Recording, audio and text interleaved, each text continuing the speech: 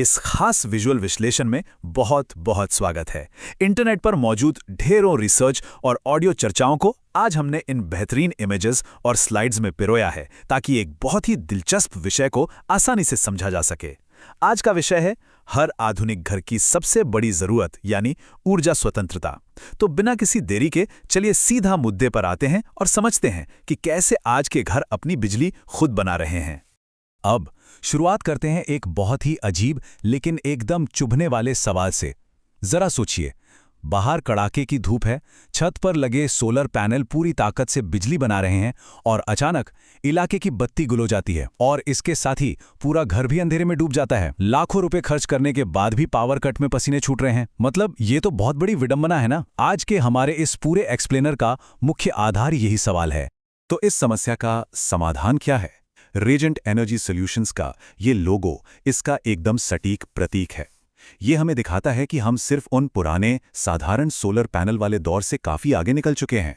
अब बात उन्नत और स्मार्ट ऊर्जा समाधानों की हो रही है, जहां सोलर पावर को एडवांस्ड बैटरी स्टोरेज के साथ बड़ी ही समझदारी से जोड़ा जाता है। आइए एक नजर डालते हैं कि आज हम क्या क्या कवर करने वाले हैं। सबसे पहले देखेंगे ग्रिड सोलर की सबसे बड़ी विडंबना, फिर समझेंगे हाइब्रिड सिस्टम का स्मार्ट समाधान, उसके बाद इसकी दिनचर्या यानी ये काम कैसे करता है, फिर बात करेंगे तकनीक की जिसमें डीओडी और ऊर्जा दक्षता शामिल है, इसके बाद हाइब्रिड सोलर का अर्थशास्त्र समझेंगे और आखिर में बात करेंगे ऊर्जा के लोकतंत्रीकरण के भविष्य की। तो चलिए शुरू करते हैं हमारे पहले भाग से। 1. ग्रिड सोलर की सबसे बड़ी विडंबना, धूप में भी शक्तिहीन। आज के समय में जब घरों में वाईफाई है, लोग वर्क फ्रॉम होम कर रहे हैं या मान लीजिए कोई जीवन रक्षक मेडिकल उपकरण चल रहा है, तो ऐसे में सिर्फ ग्रिड के भरोसे बैठना सच कहूं तो बहुत बड़ा रिस्क है। तो सवाल वही है कि धूप होते हुए भी साधारण सोलर सिस्टम बंद क्यों पड़ जाता है? इसका सीधा सा तकनीकी कारण है एंटी आइसलैंडिंग। देखिए, ये असल में एक सेफ्टी फीचर है। जब ग्रिड फेल होता है तो ये फीचर पूरे सोलर सिस्टम को तुरंत शट डाउन कर देता है। क्यों?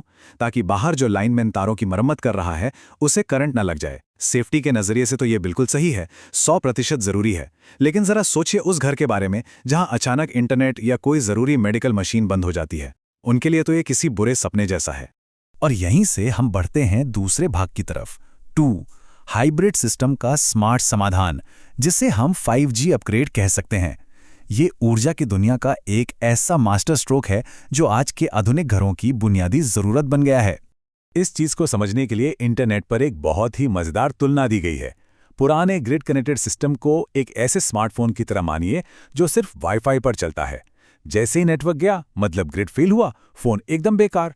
और जो पुराने ऑफ ग्रिड सिस्टम थे वो उस फोन जैसे थे जिसमें बैटरी तो बहुत बड़ी है लेकिन इंटरनेट ही नहीं है।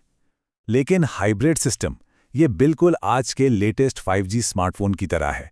इसमें शानदार सेलुलर कनेक्टिविटी भी है और एक तगड़ा पावर बैंक भी जुड़ा है। मतलब हर स्थिति के लिए पूरी तैयारी। अब इस पूरे 5G सिस्टम का जो असली दिमाग है वो है हाइब्रिड इन्वर्टर। हमारी रिसर्च के दौरान कई एक्सपर्ट्स इसे एक स्मार्ट ट्रैफिक कॉप यानी एक बहुत ही चतुर ट्रैफिक पुलिस वाले का नाम देते हैं। और ये बिल्कुल सही भी है।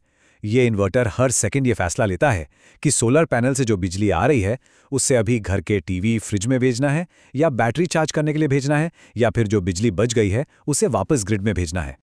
चलिए अब देखते हैं भाग 3 दिनचर्या। ये कैसे काम करता है? अब जब हम इस सिस्टम के दिमाग को समझ ही गए हैं तो आइए देखते हैं कि सुबह से रात तक एक आम दिन में ये सिस्टम आखिर काम कैसे करता है। इससे हम एक 3 चरणीय चक्र में समझेंगे। ये 3 चरण इस पूरी उलझन को एकदम सरल कर देते हैं। पहला चरण है दिन का समय। सूरज की तेज रोशनी घर चलाती है और जो एक्स्ट्रा बिजली बनती है वो बैटरी को फुल कर देती है। दूसरा चरण है शाम का समय। जब बिजली की दरें सबसे ज्यादा महंगी होती हैं तब यह स्मार्ट सिस्टम ग्रिड से बिजली लेने के बजाय बैटरी का इस्तेमाल करता है। लेकिन सबसे दिलचस्प है तीसरा चरण, आपातकाल। जैसे ही ग्रिड फेल होता है ये इन्वर्टर कुछ मिलीसेकंड्स के अंदर बैटरी पर शिफ्ट हो जाता है। ये शिफ्ट इतना तेज होता है, मतलब पलक झपकने से भी तेज, कि घर के कंप्यूटर या राउटर्स रीस्टार्ट तक नहीं होते। किसी को पता भी नहीं चलता कि बत्ती गई है। और यहाँ एक और कमाल की बात है, पावर कट के दौरान ये सिस्टम पागलों की तरह बैटरी खर्च नहीं करता। इसके अंदर बैठा माइक्रो प्रोसेसर लोड प्रायोरिटाइजेशन तय करता है। मतलब ये सिस्टम इतना स्मार्ट है कि ये तुरंत भारी उपकरणों जैसे एयर कंडीशनर को बंद कर देगा ताकि घर की सबसे ज़रूरी चीज़ें जैसे लाइट, पंखे और फ्रिज आराम से चलते रहें। इससे होता यह है कि बैटरी का बैकअप कई घंटों तक बढ़ जाता है। वाकई ये एक शानदार तकनीक है। आगे बढ़ते हैं भाग 4 पर 4.4 तकनीक, डीओडी और ऊर्जा दक्षता यानी बचत का विज्ञान। ये सारे जो चमत्कार हमने अभी देखे, ये कुछ बहुत ही हाईटेक चीज़ों की वजह से मुमकिन होते हैं। तो चलिए थोड़ा तकनीकी गहराइयों में उतरते हैं और समझते हैं कि आखिर जेब के लिए ये फायदेमंद कैसे है। जब हम इसके बारे में पढ़ते हैं तो एक शब्द बार बार सामने आता है, डेप्थ ऑफ डिस्चार्ज या शॉर्ट में डीओडी। इसे समझना हो तो एक पानी की टंकी के बारे में सोचिए। हम कभी भी अपनी पानी की टंकी को नीचे तक पूरा खाली नहीं करते ना। थोड़ा पानी मोटर को सुरक्षित रखने के लिए छोड़ना ही पड़ता है। बैटरी के साथ भी बिल्कुल यही विज्ञान काम करता है। डीओडी हमें बताता है कि बैटरी को डैमेज किए बिना हम उसकी कितनी प्रतिशत ऊर्जा का सुरक्षित रूप से इस्तेमाल कर सकते हैं। अब इस चार्ट पर जरा गौर कीजिए। पुरानी और नई तकनीक का फर्क एकदम साफ हो जाएगा। जो हमारी पुरानी लिड एसिड बैटरी हुआ करती थी, उसका डीओडी सिर्फ 50% के आसपास होता है। मतलब ये कि आधी बैटरी तो हम इस्तेमाल ही नहीं कर पाते। वहीं दूसरी तरफ आजकल की मॉडर्न लिथियम आयन बैटरी 90% से ज्यादा ऊर्जा इस्तेमाल करने की आज़ादी देती है। बाहर से देखने पर दोनों शायद एक जैसी लगें, लेकिन असल में लिथियम बैटरी लगभग दोगुनी यूजेबल एनर्जी दे रही है।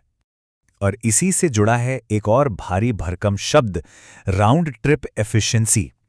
घबराइए मत, इसे ऊर्जा पर लगने वाले एक अदृश्य टैक्स की तरह मान लीजिए। देखिए, जब सोलर की डीसी बिजली बैटरी में स्टोर होती है और फिर वापस घर के इस्तेमाल के लिए एसी में बदलती है, तो बीच में कुछ ऊर्जा गर्मी यानी हीट के रूप में बर्बाद हो जाती है। पुराने सिस्टम्स में ये टैक्स इतना भारी था कि 30% तक बिजली उड़ जाती थी, लेकिन आज के हाइब्रिड सिस्टम्स 95% तक एफिशिएंट है।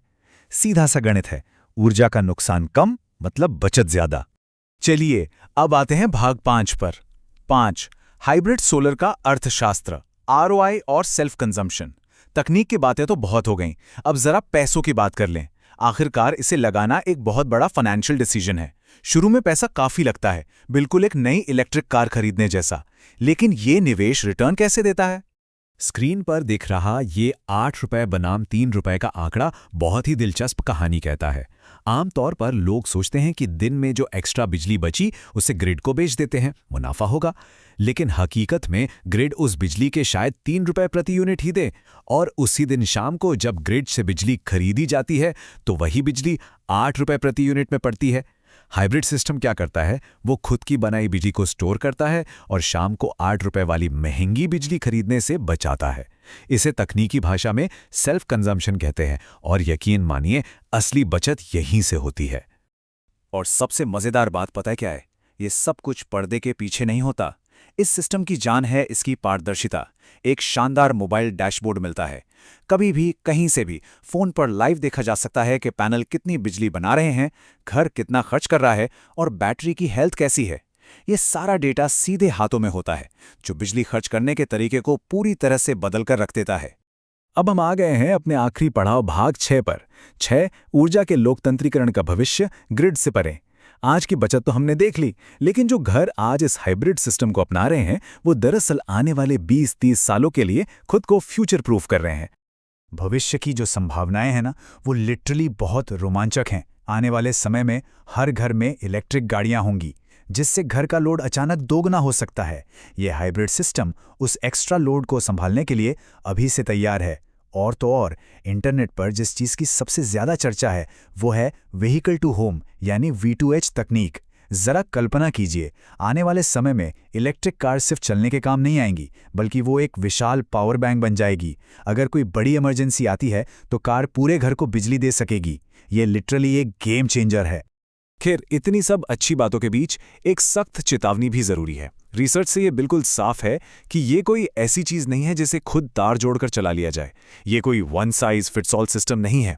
इसके लिए घर की ऊर्जा खपत का एक प्रॉपर ऑडिट होना जरूरी है। इन्वर्टर की बेहद सटीक प्रोग्रामिंग चाहिए होती है।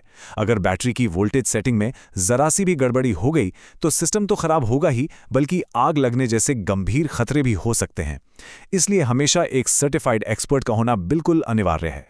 तो चलिए इस एक्सप्लेनेर को हम एक बहुत ही गहरे और सोचने पर मजबूर कर देने वाले सवाल के साथ खत्म करते हैं।